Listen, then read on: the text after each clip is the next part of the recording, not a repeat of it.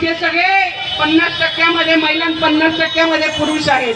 एखाद्यानी सांगा मला, एखाद्यानी सांगा आजपर्यंत याच्या अगोदर आपण अनेक पावसाळे बघितले, किती बहिणींना आपण अनेकदा त्यांच्यावरती संकट आली, त्या वेळेला आपण बहिणींना मदत केली की नाही?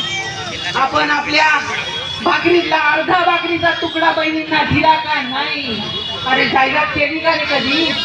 अरे दर दिवाळीला माझी बहीण जर का माहेरी आली, तिच्या लेकरांना कपडे, आईच्या कुशीत रडणारी बहीण, रड नको माय, या टाइमले तुले पेमेंट करता 5-10 हजार धाडीसू, सारा धाडीसू बहीण, एक ट्रॅक्टर वर घाबरू नको बहीण, सगळ्या दायात बठा धाड दिसू, घाबरू नको, असं करता की नाही?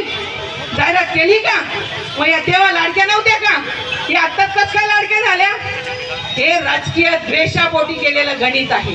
आणि म्हणून या गद्दारांना त्यांची जागा दाखवण्यासाठी ही जनतेची निवडणूक आहे।